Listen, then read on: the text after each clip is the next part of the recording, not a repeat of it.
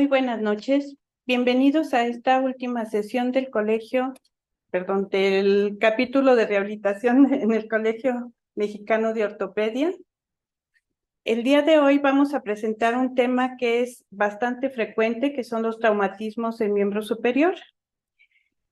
Tenemos en esta ocasión para acompañarnos al doctor David Delgado Santillán. Él es médico ortopedista, tiene la alta especialidad en cirugía articular. Él trabaja en Star Medical Luna Park y en el Hospital Regional 1 de Octubre. Contamos también con la presencia del doctor Víctor Manuel Burgos Elías. Él es especialista en medicina física y rehabilitación, perito de la Secretaría de Trabajo y Previsión Social en valoración del tratamiento, capacidad funcional y electromiografía. Asesor y manejo de rehabilitación en medicina laboral de empresas, miembro de la Federación Internacional de Tratamiento de Ondas de Choque, representando a nuestro país. Es coordinador del Servicio de Rehabilitación Física Corporativa Hospital Satélite, actualmente ya como director general de rehabilitación en ese mismo corporativo. Él fue presidente del 25º Congreso Mexicano de Medicina Física y Rehabilitación en el 2017-18. Contamos también con la doctora Celiflora Pimentel Carrasco. Ella es médico especialista en medicina de rehabilitación. Ella es profesor asociado en la formación de médicos residentes en el Hospital Regional 1 de Octubre y es médico asociado en la formación de médicos familiares en la asignatura de rehabilitación. Tenemos también al doctor Julio César Villaseñor Moreno. Él es médico especialista en rehabilitación. Él trabaja en medio particular. Es responsable del programa de rehabilitación hospitalaria, intervencionismo por imagen. Tiene posgrados diversos en procedimientos avanzados para manejo del paciente con dolor. Vamos a iniciar en un momento con el doctor David Delgado Santillán. Los temas que vamos a presentar, obviamente, son los padecimientos más frecuentes desde el punto de vista ortopédico en el miembro superior. El doctor Víctor Manuel Burgos nos va a hablar sobre lo que es lesión nerviosa en miembro superior, en traumatismo como secuela de traumatismo. La doctora Celiflora Pimentel nos va a hablar sobre síndrome doloroso complejo regional como secuela también de este síndrome. Y el doctor Julio César nos va a hablar sobre manejo de cicatrices que limitan en muchas ocasiones la funcionalidad de la extremidad superior. Le damos la bienvenida al doctor David Delgado. Gracias.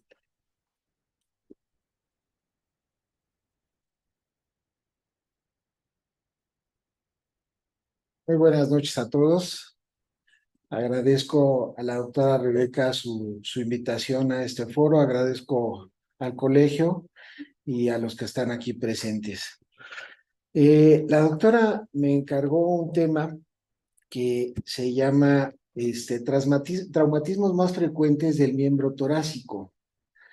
Cuando me encarga este tema, lo principal para mí pues fue ubicarme en qué es cuál es el punto de interés en este segmento que vamos a presentar y cuál podría ser el traumatismo más frecuente del miembro torácico, no basado justamente en mi experiencia, sino basado en la estadística que existe en la literatura básica de ortopedia y en la literatura mundial. Entonces, partiendo de este punto de vista, es que preparé la siguiente presentación. Es importante comentarles que el tema puede ser muy pequeño o puede ser muy amplio como lo queramos ver. ¿Por qué? Porque desafortunadamente la información es, o más bien afortunadamente en la actualidad la información es muy vasta. ¿sí? Entonces, iniciando con lo que representa para mí acotar un tema tan amplio como son los traumatismos más frecuentes del miembro torácico superior, pues debo decirles que, pues de primera instancia me mete en un problema. ¿Por qué razón? Porque traumatismo aplica para muchas situaciones de eventos que van a suceder en cualquier ser humano.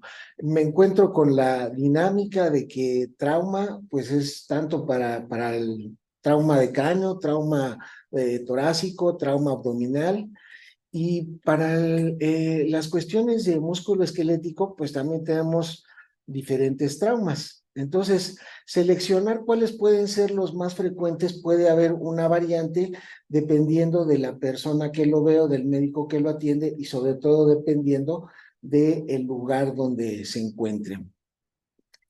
A veces los servicios perdón. La podemos colocar, por favor. ¿Te gusta que sea filtrada para seguir hablando? Sí. Entonces, les comentaba yo que dependiendo de la persona, del lugar donde vayan a ver o a hacer la evaluación de los traumatismos más frecuentes, entonces yo podría decir que en el servicio de urgencias de mi hospital vemos más frecuentes traumas diaficiarios de húmero, pero no solamente tengo que hablarles sobre lo que es mi experiencia, tengo que hablarles más bien sobre los eventos más frecuentes que están reportados en la estadística, ¿ok? Parece que ya aquí estamos, sí. Mil disculpas porque para esto de la computadora todavía no estoy avanzando, con esto retrocedemos. Muy bien, gracias. Entonces, nuestro tema se llama traumatismos más frecuentes del miembro torácico. Y como les mencionaba yo hace un momento, primero que nada, de mencionar que no tengo ningún conflicto de interés para esta presentación. Y segundo, los objetivos de esta plática. Tener una charla amena y global que nos acerque al panorama general de las fracturas del miembro torácico, ubicar a los grupos etarios más vulnerables y identificar el evento lesivo en cada segmento etario. ¿Por qué así? ¿Por qué lo planteo de esta manera? Porque cuando yo voy a la definición del traumatismo, esta diapositiva trae los contenidos que va a tener nuestra plática, que es la definición, la frecuencia, la etiología, el mecanismo y una conclusión. Entonces, cuando yo voy a la definición de lo que es un evento traumático, me encuentro con que el evento traumático es el daño físico que resulta de una exposición del cuerpo humano a niveles de energía en una magnitud tal que exceden el umbral de tolerancia mecánica y fisiológica. ¿Esto qué quiere decir? Que evento traumático es desde una contusión, una herida, una lesión ligamentaria o una lesión articular. Básicamente, estos conceptos son muy comunes en un área de urgencias. Estamos hablando de fracturas, esguinces, contusiones y luxaciones. Hablar sobre cuál es la más frecuente, si una luxación de hombro es más frecuente que una fractura de radio distal, pues sería muy amplio y tendríamos que hacer muchas acotaciones estadísticas. Y como les digo yo, a la mayoría de los médicos, pues les resultaría decir, es más frecuente para mí ver una fractura de radio que una luxación de húmero. Entonces, tratando de hacer una acotación al segmento que nos atañe, que son ese tipo de traumatismos que van a requerir una rehabilitación o que son un verdadero conflicto o problema en su evolución o tratamiento de las áreas de terapia física y rehabilitación, nos vamos a ubicar en las fracturas más recurrentes, ¿ok? Y de aquí tengo lo que es de primera instancia, la cintura escapular. ¿Qué nos referimos con la cintura escapular? Clavícula, escápula, cabeza humeral y articulaciones circundantes. Articulación acromioclavicular y articulación glenohumeral. Cada una de ellas va a presentar una incidencia o una frecuencia, más bien dicho, de todo, en cada lugar donde se evalúen. En algunos servicios de urgencias van a encontrar que hay más fracturas de clavícula o más fracturas de escápula. Eso es algo que no es muy objetivo. Lo que realmente es objetivo es saber qué porcentaje ubican las fracturas, cada una de ellas, en la estadística nacional o en la estadística mundial. Entonces, de aquí tengo a la clavícula. La clavícula representa el 2.6% de todas las fracturas en el cuerpo y representa el 44 a 66% de las fracturas del hombro. Entonces, en este sentido nos damos cuenta de que es una fractura muy poco frecuente en general de todas las fracturas, pero es una fractura frecuente en las lesiones que se tienen o en los traumatismos que se tienen del hombro, ¿sí? El 80% de estas lesiones son causadas por impacto directo o traumatismo de alta energía. Y al principio mencionaba yo los grupos etarios. Y es justamente por este motivo. La mayoría de las personas que llegan a presentar fracturas de esta naturaleza, consideramos gente joven que tiene eventos traumáticos haciendo deportes extremos o eventos automovilísticos o caídas de una altura importante, ¿no?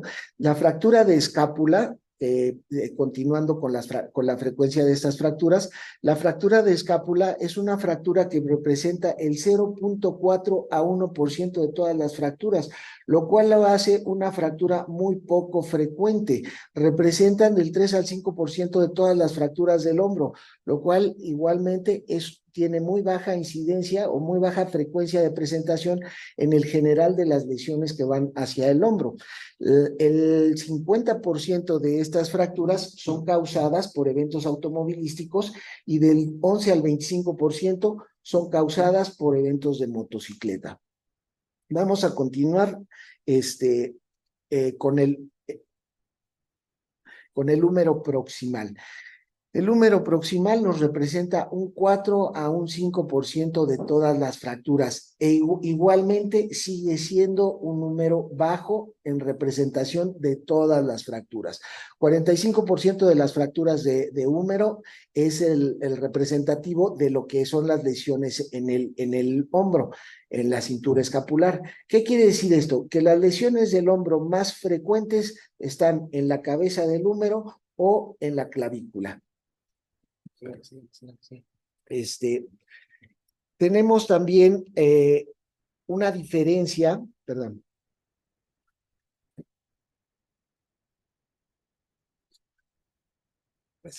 Tenemos una diferencia también en el grupo etario, ¿sí? La fractura de húmero proximal es una fractura que se da por eventos de baja energía. Afecta más frecuentemente a las mujeres que a los hombres en un 2x1 y son características del adulto mayor, se consideran fracturas por fragilidad, ¿sí? Tenemos otro segmento que son las fracturas de húmero, de las fracturas diaficiarias, que representan del 3 al 5% de todas las fracturas, los dividen en tercios proximales, tercio medio, tercio distal. En general son fracturas que no son muy representativas en frecuencia. La fractura de húmero distal, que representa el 2% de todas las fracturas y que se asocia también a eventos en pacientes jóvenes de muy alta energía o en pacientes ya de tercera edad, en eventos de caídas de su propia altura, ¿sí? Pasando al segmento del olecranon, 8 a 10% de todas las fracturas. Como vemos, cuando vamos hacia la parte distal del miembro torácico, la frecuencia de las fracturas empieza a aumentar y tenemos al olecranon que representa un 8 a 10% de todas las fracturas. Si regresamos un poquito, vemos que la fractura de clavícula representaba un 2.6% de todas las fracturas. Vemos que la fractura de húmero representaba un 4 o un 5%. Entonces, la fractura del olecranon todavía es una fractura más más frecuente. La fractura de cúpula radial de 1.5, 5.4% de todas las fracturas. La fractura radiocubital diaficiaria entre el 5 y el 12%. Esto la catapulta como una de las fracturas más recurrentes, una de las fracturas más frecuentes. Se da en pacientes jóvenes por eventos de alta energía en su gran mayoría. Y aquí una que a mí me parece que es el motivo de esta presentación, la fractura de radio distal, que tiene en representación sobre todas las fracturas un 15% de todas las fracturas. Esto lo hace una fractura sumamente frecuente y es una fractura que se da en todas las etapas de la vida. Vemos niños con fracturas de radio distal, adultos jóvenes con fractura de radio distal y pacientes que tienen fractura de radio distal por fracturas de fragilidad en el adulto mayor. Otro segmento que también corresponde al miembro torácico es la mano, y la mano representa también el 10% de todas las fracturas, o sea, es de las más elevadas. Su mecanismo de presentación es muy amplio. Aplastamiento, caídas de su propia altura, contusiones directas, en fin. La mano se cuece aparte, ¿por qué? Porque tiene múltiples huesos que pueden ser susceptibles de fracturarse, escafoide, semilunar, hueso grande, los metacarpianos, las falanges medias, en fin, la mano tiene múltiples fracturas asociadas, todas en los 5 dedos, ¿no? Entonces, es un ente que como tal genera una alta frecuencia de lesiones traumáticas, pero aún así representa un 10%, por abajo de lo que es la fractura de radio y la fractura radiocubital. Como les mencionaba, algunas personas me podrían decir, bueno, ¿a poco es más frecuente una fractura de húmero, de una supracondilia de un niño? Es una de las fracturas más frecuentes en el niño. Entonces, no podemos ver a la frecuencia de las fracturas si no las dividimos en grupos etarios, si no dividimos al niño, al adolescente, al adulto joven y al adulto mayor. Y de aquí, derivamos a lo siguiente. En la evaluación que yo hago sobre lo que es la fractura, la frecuencia o los traumatismos más recurrentes del miembro torácico, tenemos 3 segmentos. Uno es la fractura radiocubital, la fractura de radio distal y las fracturas de la mano. Con esa conclusión yo me quedo en la investigación estadística. Pero, pues como todo buen trabajo, no podemos hablar solamente de lo que hay en la estadística mundial, o como les mencionaba en un principio, no me puedo quedar solo con lo que yo creo que sería lo más frecuente. Y me doy a la tarea de hacer algún poquito aquí de investigación, y me llamó mucho la atención estos artículos que les voy a presentar, que se los voy a mencionar brevemente para que ustedes vean por qué me interesaron.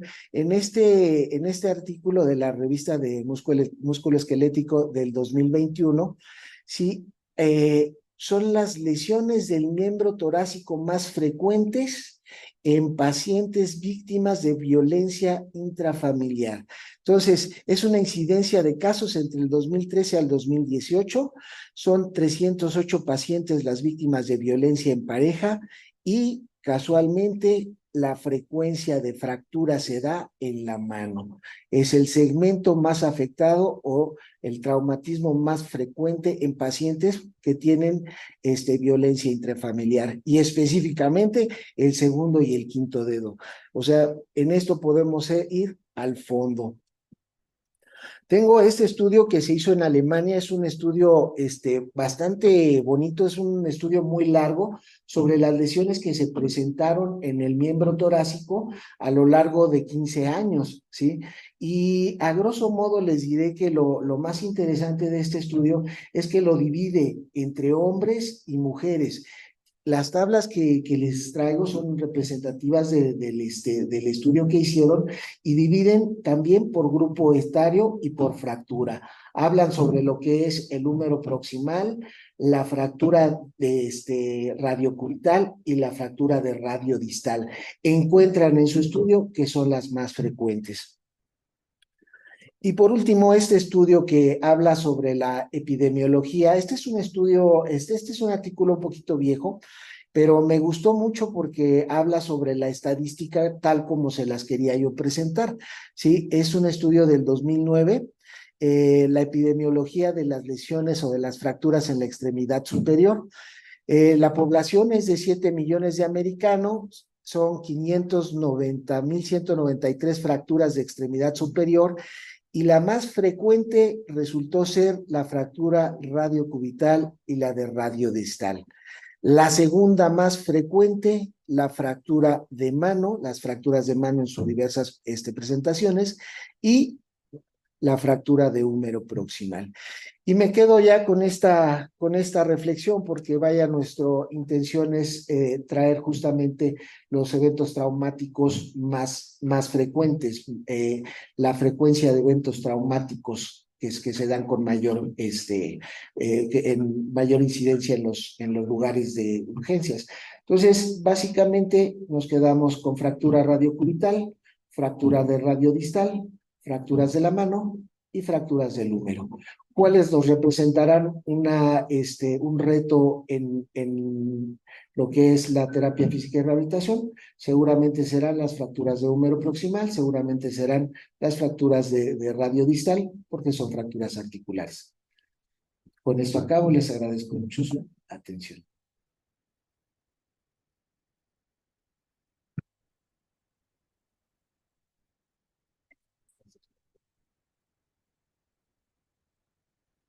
A continuación, vamos a ver el tema síndrome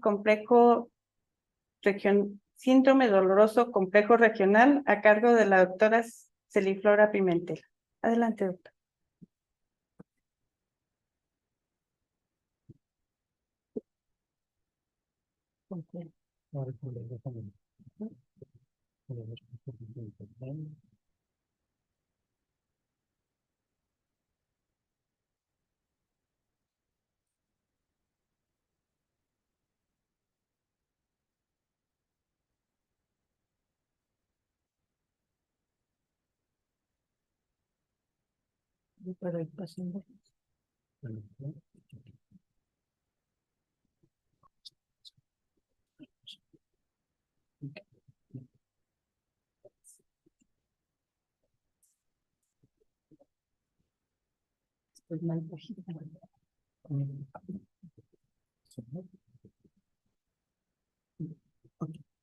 Buenas noches, les agradezco por la invitación a la doctora Herrera y al Consejo de Ortopedia por la invitación. Vamos a hablar de algo muy común que es el síndrome de dolor regional complejo. Ya el doctor Delgado nos habló acerca del traumatismo, de los traumatismos de miembro superior. No avanza.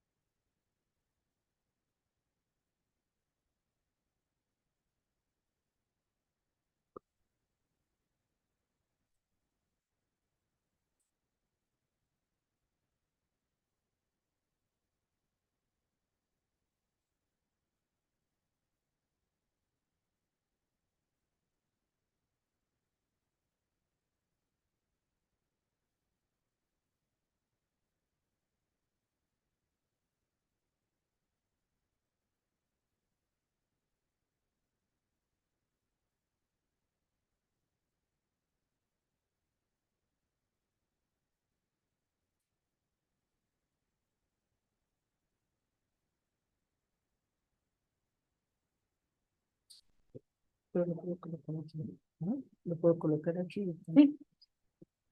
Bueno, ese es el orden o el contenido que vamos a llevar acerca de este tema. Vamos a iniciar un poquito con el objetivo de reconocer estos síntomas que son muy importantes. Vamos a ver ahorita, en qué porcentaje de todos nuestros pacientes con traumatismos o con fracturas se da este padecimiento. Si nos vamos a la definición, el dolor regional complejo es un síndrome doloroso desencadenado por un evento nocivo, ya sea una fractura o ya sea un traumatismo, podríamos decir, leve. Aquí no importa la intensidad de este.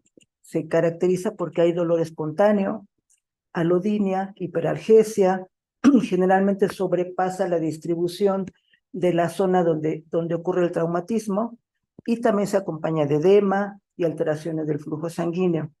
Generalmente tenemos dos tipos, el tipo 1, donde no hay traumatismo de nervio, no hay afectación de un nervio periférico regularmente, y el tipo 2, donde sí se presenta posterior a una lesión de nervio periférico.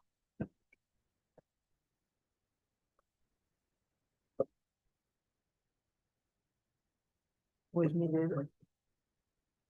Pues.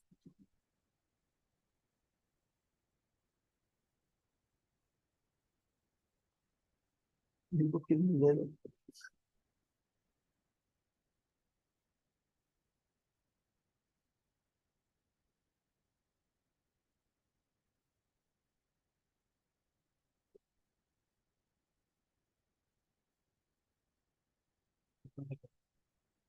Vamos a iniciar aquí las antecedentes después de esto.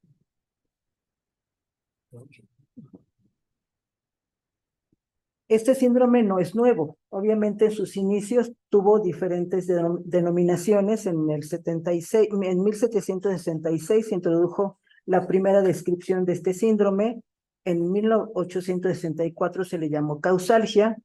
En 1900 Paul Sudeck lo denominó atrofia de Sudeck. De hecho, él encontró algunas alteraciones radiológicas en los pacientes después de una fractura de radio. Posteriormente se estableció que este síndrome se caracterizaba por alteraciones del sistema nervioso simpático y en los años 50 se introdujo el término de distrofia simpático-refleja. Este término después se cambió, se modificó en 1994 ya por el de dolor regional complejo tipo 1 y tipo 2. Para evitar algunos errores, pues se determinó esta nueva denominación. Regularmente, después de una cirugía previa o después de alguna fractura, el 40% de los pacientes que presentan una lesión pueden desarrollar este síndrome. Afecta más a las mujeres que a los hombres en una proporción de 2 a 3 a 1, y todos, el 10% generalmente tiene un antecedente de un evento traumático. En el 30% de las compresiones del nervio mediano también se ha observado este síndrome, y en menor proporción en las lesiones radiculares o en las esguinces de tejidos blandos o en lesiones de la médula espinal. ¿Qué es lo que sucede en este síndrome? ¿Qué es lo que sucede? ¿Por qué se da? Todavía no se establece totalmente qué situación pasa en los tejidos, qué lo desencadena. Se ha visto que hay una inflamación neurogénica y que esto da como resultado una actividad neuronal anormal, perdón. Esto va a condicionar presencia de edema, de vasodilatación, de eritema e hipertermia. ¿Por qué sucede esto? Porque generalmente se acumula más la sustancia P, que es un desencadenante de esta situación. También podemos encontrar la disfunción autonómica, en donde vamos a encontrar vasodilatación, por eso se va a presentar el edema, y posteriormente, cuando esto se hace crónico, vamos a encontrar vasoconstricción. También están implicadas alteraciones tanto sensoriales como motoras, y esto nos hace pensar que también el sistema nervioso central está implicado en este síndrome. ¿Cómo vamos a poder diagnosticarlo? Tenemos varias alteraciones. Este síndrome es de diagnóstico únicamente clínico. No tenemos un estudio que nos diga por qué se presenta, sino clínicamente. Tenemos que pensar en él para poder detectarlo. En el 80% de los casos presentan los pacientes edema, Hay cambios en la temperatura cutánea, hay cambios en la coloración. En las primeras fases de este síndrome se puede observar la piel con hiperemia, incluso con algún tinte rojizo, y también hay fenómenos sudomotores como la hiperhidrosis. Cuando se hace crónica podemos encontrar alteraciones en el vello, alteraciones en las uñas y después atrofia cutánea y muscular. Y si esto se hace todavía más crónico, podemos encontrar atrofia ósea y osteoporosis. El dolor es el síntoma clave en un síndrome de dolor regional complejo. Está en el 90% de los pacientes se encuentra presente. Es espontáneo, puede ir empeorando progresivamente. Generalmente el paciente no quiere movilizar el segmento porque el dolor es severo. Es un dolor de tipo ardoroso, un dolor quemante. Generalmente el paciente dice, es que no me duele la piel. A veces sí, no siempre es así, pero es un dolor de tipo profundo. El dolor puede ser, cuando el dolor se desencadena tan solo con el roce de la piel, estamos estableciendo que es una alodinia. Pero si únicamente tiene sensibilización mayor, es una hiperalgesia. Tenemos que saber diferenciarlo. Algunos pacientes refieren debilidad muscular cuando se está estableciendo este síndrome. Tienen problemas para poder hacer la pinza fina o la pinza gruesa. Y pueden contracturarse pueden tener contracturas articulares y también musculares. Puede presentarse también temblor fino. En algunos pacientes que han desarrollado y que yo he manejado, solamente en uno he visto que tenga temblor fino, después de una distrofia simpático reflejo. Y ya en un 30% podemos tener algunas distonías o mioclonías. Aquí en esta diapositiva, lo que únicamente se encuentra son cómo va sucediendo todas las fases del síndrome de dolor regional complejo. Pasa por una fase aguda inflamatoria, una fase distrófica y una fase atrófica. Cada fase tiene sus alteraciones sensoriales, sus alteraciones autonómicas y sus alteraciones motoras. ¿Cómo lo vamos a diagnosticar? Esto es clínico. En el 2007 ya se establecieron unos criterios que son los criterios de Budapest. Lo primero que encontramos en los pacientes es que el dolor es desproporcionado. No va en relación, en ocasiones, a la magnitud del traumatismo. Puede haber sido un simple esguince y el dolor está ahí presente. Para poder establecer estos criterios, bueno, debe de cumplir con al menos un síntoma en 3 de las 4 categorías, que es alteraciones sensoriales, alteraciones vasomotoras, sudomotoras y alteraciones motoras. Y también debe tener por lo menos un signo en 2 o más de estas categorías: la sensorial, la vasomotora, la sudomotora, la asimétrica y motora. En cualquier texto o artículo se pueden encontrar los criterios de Budapest. Entonces, haciéndolo nuevamente reiterativo, el diagnóstico es clínico. Tenemos que observar, por ejemplo, en este caso, estas manos, tenemos aquí cambios de coloración, es un poquito más rojiza o a veces cianótica, hay edema. Si ustedes observan, ahí se perdieron los pliegues cutáneos en los dedos y eso nos está diciendo que hay edema. Hay cambios en la coloración, puede haber hipotrofia muscular también y disminución de la movilidad. ¿Qué vamos a hacer en este síndrome? Bueno, primero, el abordaje es multidisciplinario, tenemos que trabajar a la par con los traumatólogos, con clínica del dolor, con neurología de ser necesario. Entonces, este abordaje debe ser multidisciplinario. ¿Qué es lo que tenemos que hacer en nuestros pacientes que lo desarrollan? Primero, controlar el dolor. Eso va a ser lo fundamental porque el paciente tiene un dolor realmente severo. Y después la recuperación funcional del segmento. Por lo tanto, el tratamiento debe ser rehabilitatorio y farmacológico. Pero, previo a que esto, para evitar que se presente este síndrome, tenemos que tratar de que nuestro paciente, después de una fractura, de un proceso quirúrgico o de un trauma, tenga el menor tiempo de inmovilización de ese segmento. Por lo tanto, la movilización precoz es determinante para evitar que ese síndrome se presente. Aquí vamos a ver nada más de manera general qué vamos a hacer en estos pacientes.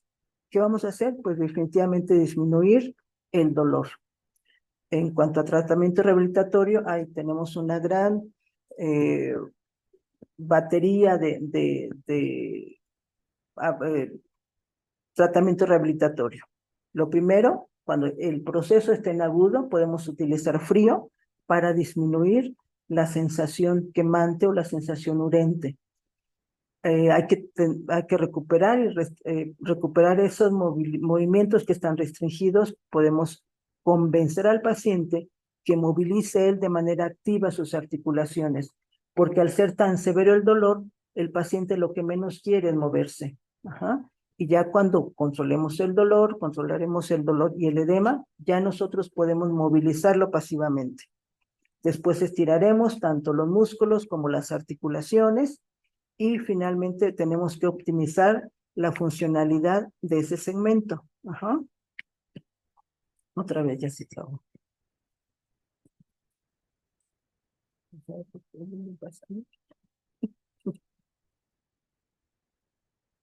Ya no quiere moverse, claro. Uh-huh.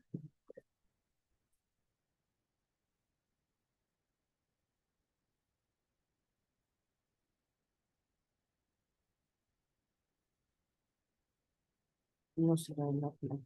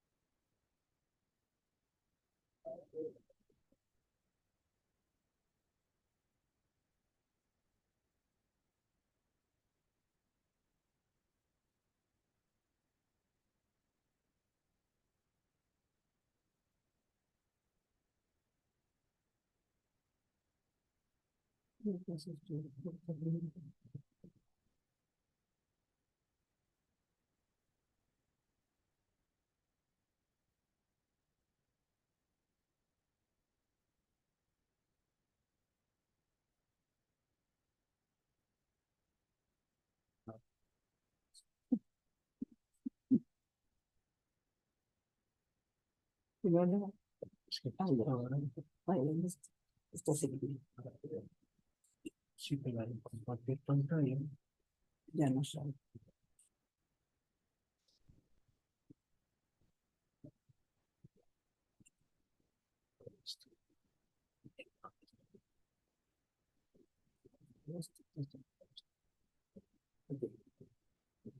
Con respecto a los medicamentos, la primera línea son los AINES, los antiinflamatorios. ¿Por qué? Porque hay un proceso inflamatorio ahí presente. Tenemos una gran diversidad de antiinflamatorios no esteroideos. Hay que usar con el que más tengamos experiencia, al que mejor le funcione al paciente para disminuir ese proceso. Podemos utilizar esteroides en dosis de depósito o no. Si el dolor es severo, a pesar del manejo con antiinflamatorios o esteroides, podemos manejar antidepresivos tricíclicos, como es la imipramina o la amitriptilina, que también modulan este dolor. Olvidé aquí dos que son importantes, que es la gabapentina y la pregabalina, que también se utilizan para el manejo del dolor. Los opiáceos, la ketamina, calcitonina, bifosfonatos y los anestésicos tópicos. En algunos no se tiene tanta experiencia como para ver qué resultados óptimos se obtienen con el manejo de los medicamentos, pero en la experiencia que yo he tenido con estos pacientes, los AINES, esteroides y el gabapentino pregabalina funciona bien, agregándolo obviamente al manejo rehabilitatorio.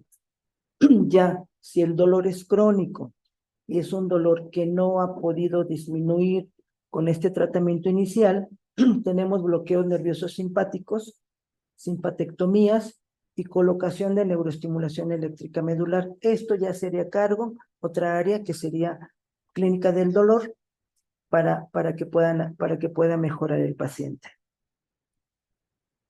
Bueno, pues es todo. No sé si tengan alguna duda, alguna pregunta, pero las preguntas, ¿verdad? Bueno, muchas gracias.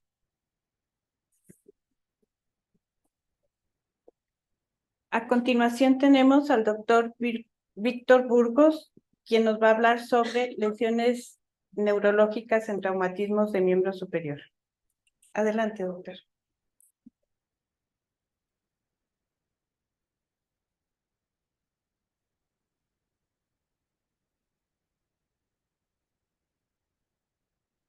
Tengo unos videos.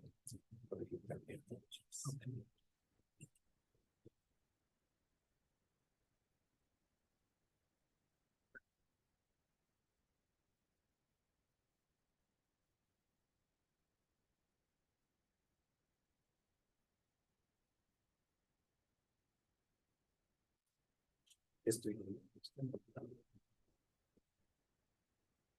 este avanzo, este retroceso. Okay. Muy buenas noches a todos. Gracias al Colegio Mexicano de Ortopedia, gracias a Rehabilitación a través de la doctora Rebeca Herrera, compañera de grandes luchas en estos temas. Y pues bueno, también no hay conflicto de intereses en esta presentación y me toca dar el tratamiento a nivel de lo que es la rehabilitación en el traumatismo de algún nervio periférico. Y bueno, voy a presentar también un caso clínico que viene a ser muy ilustrativo y muy frecuente en el caso de nosotros.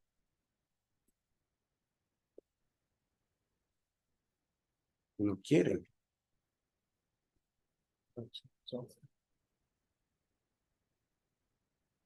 Bueno, la tecnología, como siempre, nos hace de las suyas. Nos está boicoteando rehabilitación. Bien, como el tiempo es un poco breve, voy a dar una vista general de lo que viene a ser el manejo de la rehabilitación en este tipo de traumatismos. Y bueno, algo muy importante cuando hay una lesión neurológica es el hecho de que el paciente llega angustiado. Y quiero decirles que también acompañado del compañero de ortopedia, cuando hay una lesión del nervio, los dos están angustiados. Me ha tocado que me hablen, oye, doctor, ¿cómo lo ves? ¿Se va a recuperar? ¿No se va a recuperar? Y principalmente el paciente. El primer evento que tenemos que favorecer en el tratamiento del paciente es darle calma, darle la tranquilidad. ¿Y cómo lo podemos hacer? Bueno, pues a través de explicarles qué es lo que está pasando con un nervio que se encuentra dañado. Allí lo dejamos en ese, a ver. Sí, es aquí la computadora. Entonces, algo importante, vuelvo a repetir, es darle tranquilidad al paciente y pues a la vez también al compañero, porque el drama que se presenta en estos pacientes es muy significativo, la depresión también que se viene a presentar. Y bueno, algo importante es hacer una muy buena evaluación del paciente.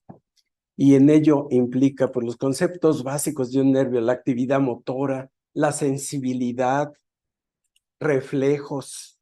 Y algo muy importante que se nos olvida hacer luego en la práctica diaria, ver el túnel, es decir, en dónde podemos ubicar la lesión, porque recordemos que el nervio se recupera 1 milímetro por día. Entonces, al estar 1 milímetro por día, podríamos proyectar en qué tiempo yo puedo estimar su recuperación, pero a veces se nos olvida hacer esto tan esencial, pero tan útil en ello. Este milímetro por día obviamente también está determinado por las características del paciente. Si es un paciente diabético, pues va a haber algún retraso que puede ser más o menos significativo si el padecimiento ya es crónico y ya es portador de una neuropatía periférica diabética, en este caso metabólica.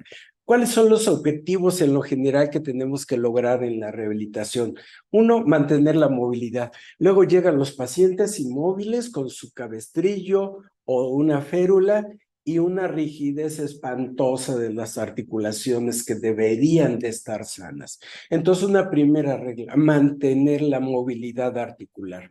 Segundo, y muy importante, mantener o incrementar la fuerza muscular, tanto de los segmentos sanos como, dependiendo de la evolución y de la calificación muscular que hagamos, pues también promover esto. Estimular recuperación sensitiva, otra parte fundamental. Y en esta parte también señalar que luego está la hiperestesia o hay un dolor neuropático generalmente en un traumatismo. Y bueno, la colocación de órtesis. Vamos a ver si ahora sí funciona. Bueno, creo que era así. Primer objetivo, mantener los arcos de movilidad. Mover las articulaciones que están sanas, ya les dije, y mantener la cadena articular funcional. Es decir, si la lesión, en este caso que voy a presentar, fue una fractura del tercio medio, que ya nos hiciste el favor de comentar, pues mover hombro, mantener la movilidad del codo, que por la misma inmovilidad y el traumatismo va a presentar rigidez articular, la muñeca, los dedos. Y más adelante les voy a presentar un artículo muy interesante que nutre en relación nada más a esto. No solamente es mantener la movilidad articular, también se vio que al movilizar provoca un estímulo hacia la reinervación neurológica. El segundo objetivo, mantener e incrementar la fuerza muscular. Y volvemos a insistir, no solamente conforme vaya avanzando de acuerdo a la calificación muscular que hagamos, sino también de los otros segmentos. Aquí es muy importante iniciar tempranamente. En el hospital donde estamos, nos lo están derivando desde la segunda semana del postquirúrgico. Y hay que también en la primera. Obviamente tiene que estar bajo la tutela de un médico en rehabilitación, porque sabemos de la inestabilidad que puede presentar una fractura, en este caso del húmero, que es lo que voy a presentar. Pero esto trasladémoslos a todas las lesiones de los nervios.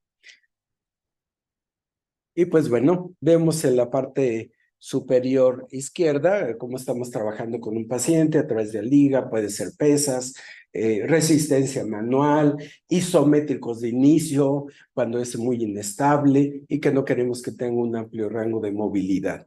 Y en la parte inferior vemos ya lo que viene a ser una parte importantísima en el tratamiento. Sabemos de que en un traumatismo, de acuerdo a las calificaciones que hagamos o a la clasificación de daño neurológico, que puede ser una neuropraxia, una axonomesis, una neuronmesis, pues vemos la evolución que esto puede presentar. En este caso, en la parte inferior, voy a ver si nos permite. Vamos a ver cómo se va a estimular. El estímulo puede ser tanto en el músculo, en los músculos afectados, radiales, extensor propio, extensor común, o sea, podemos hacer, o por tronco también del nervio afectado. Ambas posibilidades lo podemos hacer. ¿Qué ventajas nos ofrece esto? Bueno, muy importantes.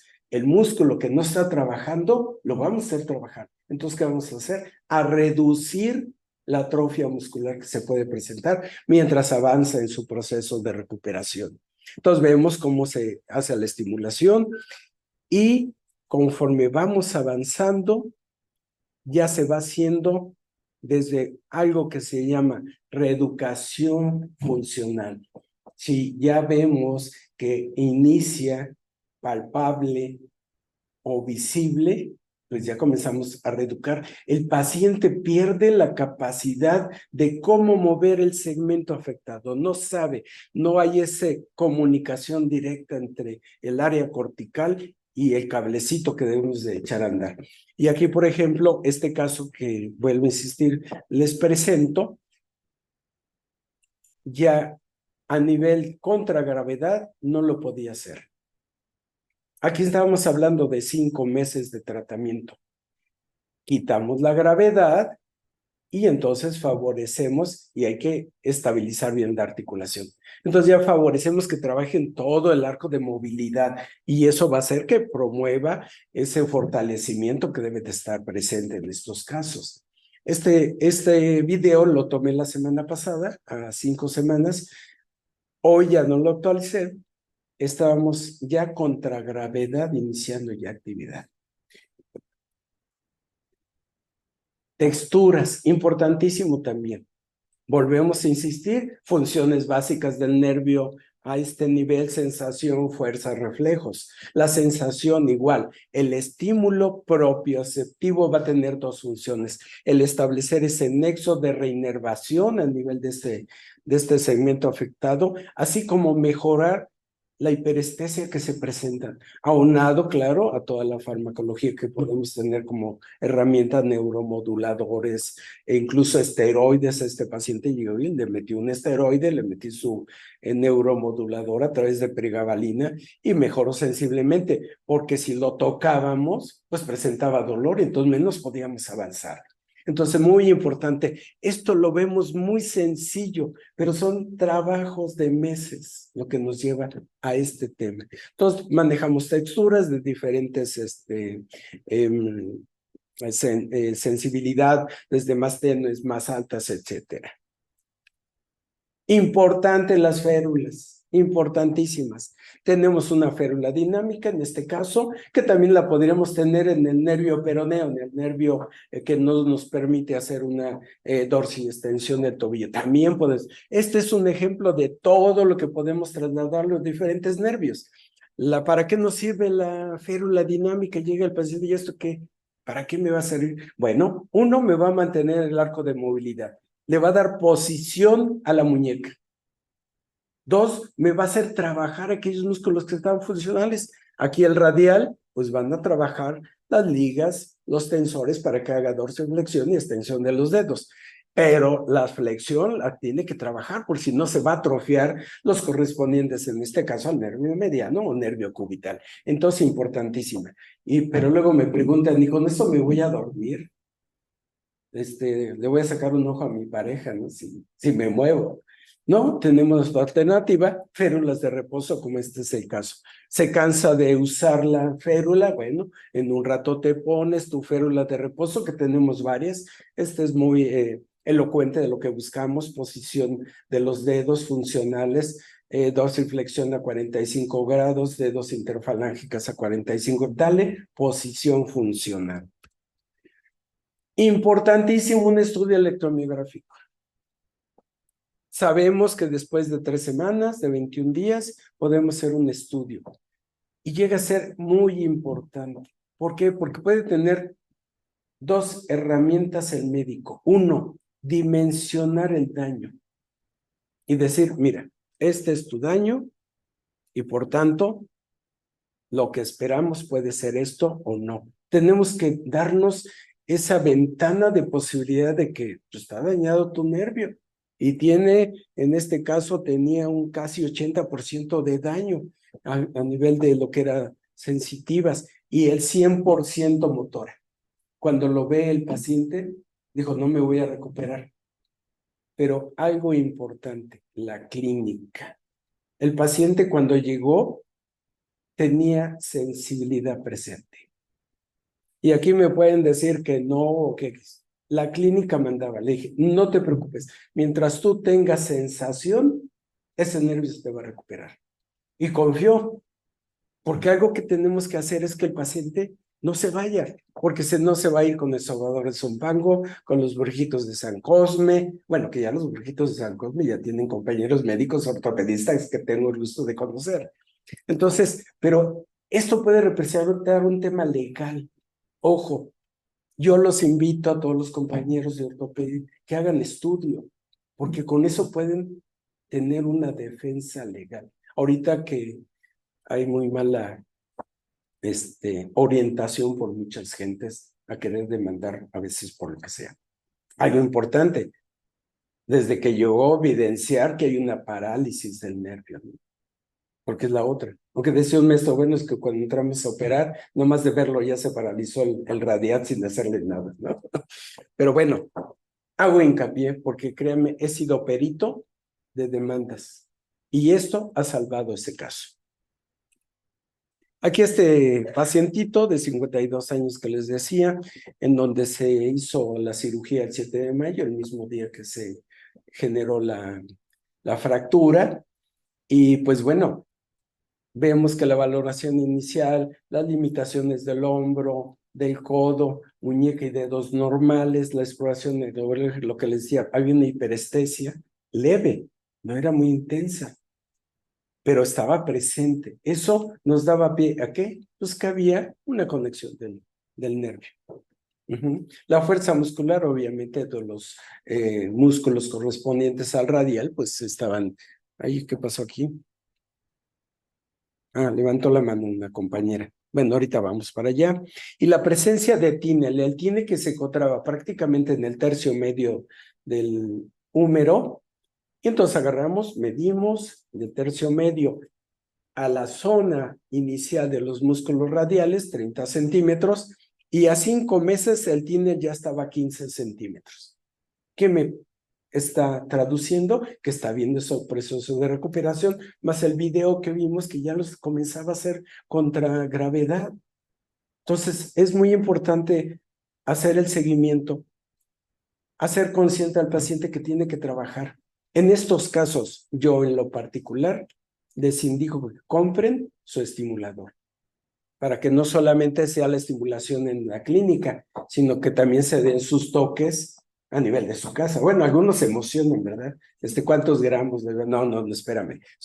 Con este equipo te enseñamos a usarlo para que tú también en casa nos apoyes.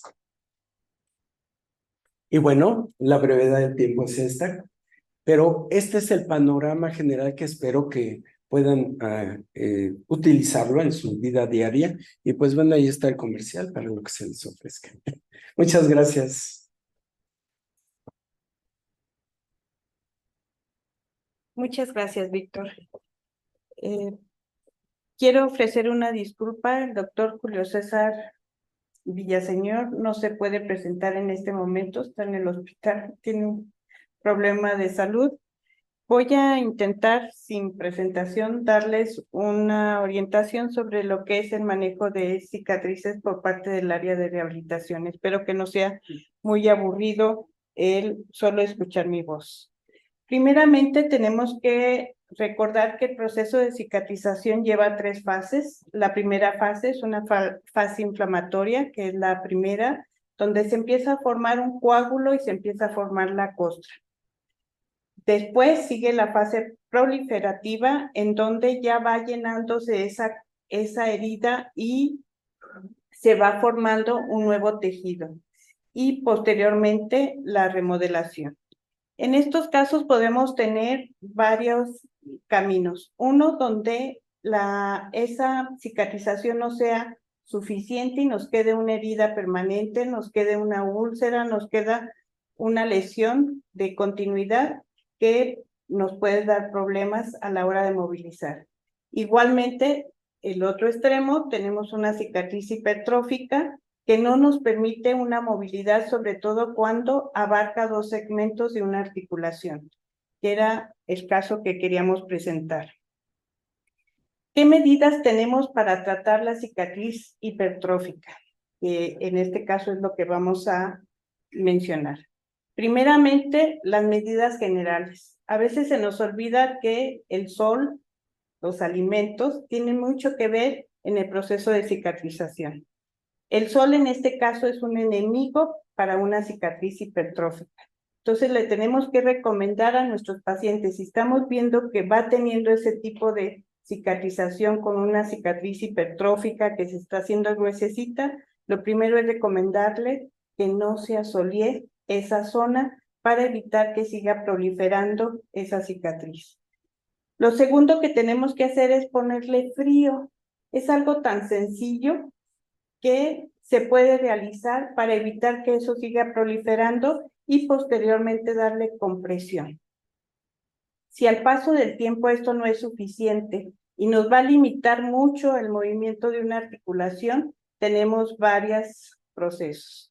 El primero sería el uso de tópicos, desde esteroides, la pifenidona, lo que ustedes gusten y manden para tratar de ir suavizando esa cicatriz.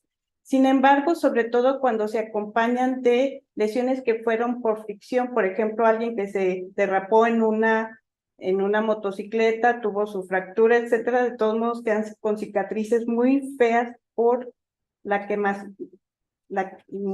quemadura que sufrió por la fricción a la hora que se cayó de una motocicleta, y entonces vamos a tener esas lesiones en un momento determinado que no nos permiten una buena funcionalidad y que incluso llegan a tener problemas de osificación porque no podemos mover, sobre todo cuando es en miembros inferiores que hay que descargar el peso y a veces quedan en posturas viciosas por esa cicatrización y eso no nos permite una buena funcionalidad de la extremidad. Cuando todavía esto no es suficiente, podemos usar otras herramientas de fisioterapia que nos pueden ayudar a que esa cicatriz se vaya suavizando, como es el uso de láser, el uso de ultrasonido terapéutico y además algunas otras situaciones como son la movilización, el masaje, que nos puede ir dando el movimiento en esa zona. Si a pesar de todo esto no tenemos buenos resultados, todavía tenemos otras cosas que ofrecer. Una de estas son las infiltraciones. Podemos empezar por infiltraciones con esteroides que ya actualmente, al menos desde el punto de vista de rehabilitación, van cayendo en desuso porque tienen algunas consecuencias a veces no deseadas. Y podemos usar, por ejemplo, plasma rico en plaquetas, lo cual nos permite que empiece la fase de remodelación. Otra alternativa que nosotros tenemos sería el uso de proloterapia, que también influye, sobre todo si lo tomamos en la segunda fase, donde apenas está haciendo la proliferación. Y esto nos conlleva a que esa cicatriz vuelva a tornarse más suave, que tenga un colágeno tipo 1 en lugar de un colágeno tipo 2, que va a ser la que nos da una cicatrización anómala.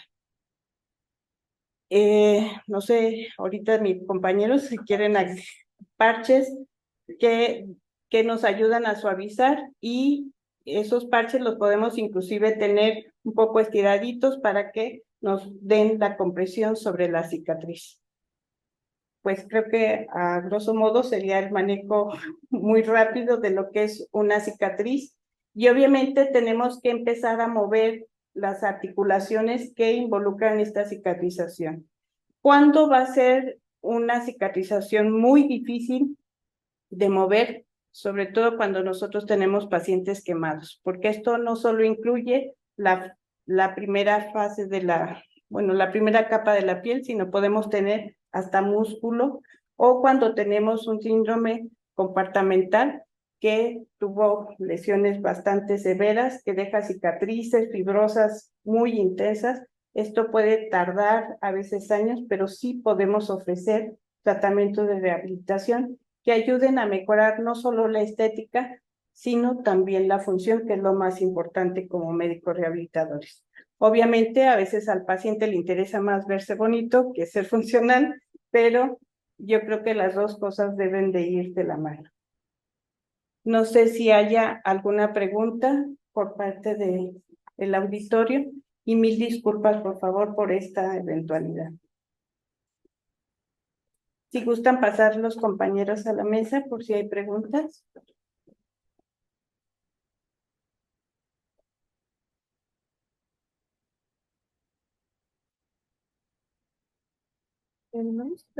Se puede ir rotando. Okay. Así es.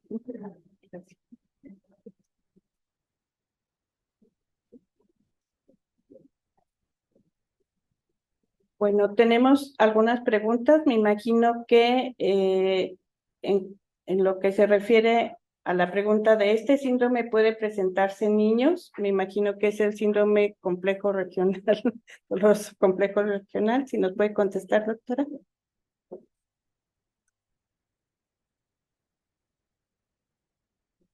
La experiencia que yo he tenido, no he visto a ningún niño. Son personas adultas. En niños no he visto ningún caso de dolor.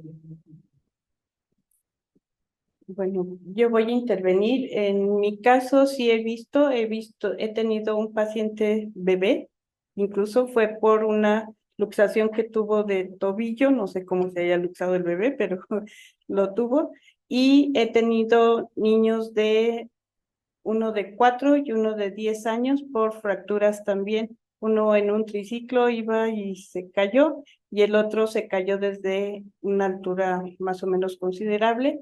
Tuvo unas fracturas. Sí se han descrito en la literatura este síndrome en niños. Lo más común es que sea en miembro inferior. Obviamente tienen mucho mejor pronóstico que en adultos. El doctor Delgado quiere agregar algo. Sí, efectivamente, doctora, lo que es el síndrome compartimental, el síndrome de Soler que mencionaba la doctora, se llegan a presentar sobre todo cuando permitimos que el proceso inflamatorio no se da rápidamente y si llega a presentar en niños y se presenta en adultos. Realmente no es algo que sea muy frecuente porque en su gran mayoría nosotros lo que queremos es quitar el proceso inflamatorio. Cuando un paciente llega, inmediatamente se inmoviliza, inmediatamente se colocan vendajes antiedema y esto hace que la incidencia del padecimiento sea poca, pero sí existe y sí se puede presentar en la experiencia. No sé si Víctor quiere agregar algo.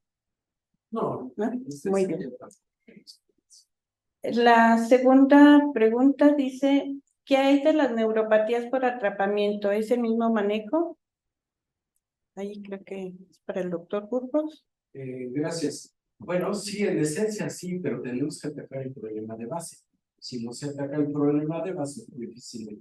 Llámese un síndrome del túnel del carpo, que es lo más común, pues bueno, atacar el problema de compresión. Aquí nos ha ido muy bien efectuando incluso infiltraciones locales, más el uso del ultrasonido. Sabemos que la fisiopatología de este tipo de problemas se va generando fenómenos de fibrosis. Entonces, ¿qué tenemos que hacer? Contrarrestar esta fibrosis, hacer ejercicios para liberar el nervio, y si hay alteraciones motoras, pues lo que hemos comentado, pues son en este caso las estimulaciones, la reeducación funcional, etc. El doctor Delgado. Sí, y también poco frecuente, pero también el material de estos síntesis va a generar compresiones neurológicas, compresiones de las raíces nerviosas, y hasta que no retiramos el material de estos síntesis o hasta que no hacemos una rehabilitación de la fibrosis que se generó en la cicatrización, el nervio no funciona. Hay intervención aquí de los servicios de neurocirugía que son los más encargados de limpiar esa raíz nerviosa al grado tal de que regresa la función total del nervio y a veces tan solo con retirar el clavito o el tornillo que está tocando al nervio, con eso se soluciona. Bueno, yo quiero agregar que inclusive hay neuropatías sensoriales exclusivamente. Una muy común es la del síndrome del túnel del tarso, que se llega a presentar precisamente cuando el material de osteosíntesis a veces no es que esté atrapando, pero sí está irritando la raíz sensorial y esto nos da dolor. No hay debilidad como tal, pero sí hay dolor neuropático. Muy bien. Sí, aquí hay un caso muy interesante que vivía un paciente que se agachó, hizo una flexión forzada y nada más la cara lateral de la rodilla le dolía. Nada más fuerza, reflejos, todo. Le había agarrado exactamente la rama sensorial, en este sentido, de músculo cutáneo lateral. Nada más se le infiltró su láser y se acabó. Se acabó.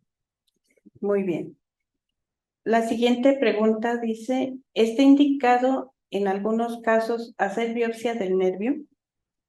Eso sí no lo había escuchado. Bueno, no sería la situación en este caso. La biopsia tal vez la tendríamos que hacer en alguna condición muy particular, que pensemos en una neuropatía por vasculitis, en una neuropatía inmunológica.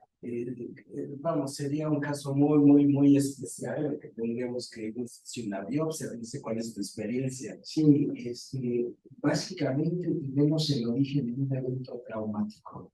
Entonces, prácticamente conocemos ya la trilogía de la neuropatía. Entonces, biopsiar el nervio, pues no sería lo correcto. Lo correcto es lo que mencionó su plática, es hacer una electromiografía y verificar cuál es la lesión del nervio.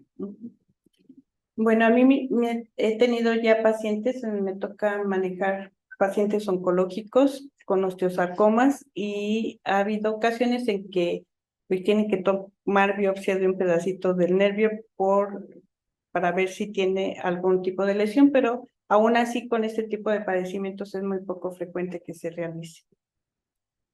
La siguiente pregunta es, ¿importante considerar el manejo psicológico? Aquí no nos dice en qué caso, pero yo creo que en todos los casos es importante. No sé su experiencia. De hecho, desde que llega el paciente, les digo, ahorita tengo 2 casos de lesión del nervio radial y lo que llegan son angustiados, ¿no? Y lo que sucede es que también no les comentan a los compañeros qué es lo que pasó y qué viene a continuación, nada más, y perdón, ¿no? Váyase a rehabilitación, allá le van a explicarlo. Y bueno, qué bueno que nos pasen la batuta en ese sentido, ¿no? Pero el paciente llega muy angustiado, porque no se le hace una orientación adecuada de educación. Entonces, primera, ahí sería el aspecto psicológico. Tranquilo, esto pasa así. Incluso hasta el compañero me dijo, oye, ¿cómo ves? No te preocupes, está esto. Si tuviéramos que ver el aspecto psicológico, pues ahí estaría. Creo que por ahí está. Efectivamente, al abordar un problema traumático en algún hueso, al incidir la piel y rascar hasta el hueso para repararlo, pues es inevitable tocar alguna raíz nerviosa. Muchos de nosotros pensamos que es bueno no encontrarse a nivel radial, otros pensamos que lo mejor es disecarlo adecuadamente para no tener una lesión del nervio radial.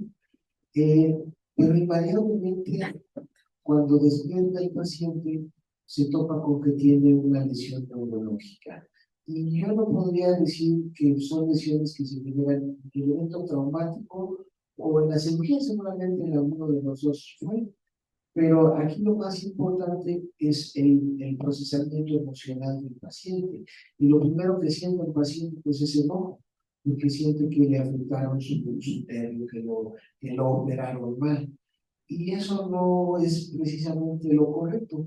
De aquí se deriva esa situación donde el paciente tendrá que evolucionar su forma de ver la lesión que presenta, porque también a veces se dará una lesión sobre el nervio y a veces la lesión del hueso no se soluciona, aunque el paciente tenga una enfermedad neurológica. Y eso lo va a someter a una segunda intervención y probablemente en una segunda o en una tercera, ahora sí tengo una lesión neurológica. Sí, tiene razón el doctor. ¿Qué tenemos que hacer? Desde que el paciente está fracturado, hay que avisarle que su lesión corre un alto riesgo de presentar un evento neurológico que le genere una discapacidad que puede ser transitoria o que puede ser definitiva. Muy bien. Siguiente pregunta. ¿Hay algún estudio sobre la mejoría de la rehabilitación de acuerdo a la lesión nerviosa obtenida por la MG? Pues sí. Sí, definitivamente es el valor que nos otorga el estudio de electrodiagnóstico, lo voy a poner como tal. Muchas veces, y como punto y aparte, mandan los compañeros un estudio de electromiografía del miembro superior. Pero, ¿qué sucede? Se van a laboratorios X, señalarlos, y hacen exclusivamente electromiografía. Y entonces, pues hay denervación, no hay actividad, pero les falta hacer los potenciales sensoriales, les falta hacer motores, los cuales nos da una calificación importante. Sugerencia, después de la tercera semana hacer un estudio que, como comenté hace rato, me va a dar una dimensión de alcance. Y se les sugiere de 6 a 8 semanas, hay que dar un criterio para ver cuál es el avance. En este caso tenía el 80% de afectación motora Les digo honestamente, no se le hizo una segunda porque vimos que la evolución era satisfactoria. Y pues a nadie le gusta los toquecitos, Ni los los piquetitos tan fácil, pero sí contestando concretamente, sí dándole seguimiento electromiográfico a esta lesión, definitivo. Algo que hay que mencionar es que ha habido algunos compañeros que nos mandan estudio de electromiografía en cuanto sale de la cirugía y ven que no mueve el brazo. Los primeros 7 días, sobre todo, no tenemos ninguna respuesta de alteración en el nervio, entonces no es recomendable hacer un estudio de electromiografía los primeros 7 días después del evento. Es algo que hay que señalar. Perdón, y hace rato lo puntualicé, si queremos estar seguros de hacer una buena evaluación del electrodiagnóstico después de 21 días. Así es. Y como margen de seguridad, si lo queremos, a los 4 semanas. Muy bien. Pero antes de 7 días, jamás. Muy bien. Siguiente pregunta. Tratamiento para paciente de 56 años con lesión de plexo braquial secundario a luxación de hombro. ¿Qué tipo de órtesis se recomienda?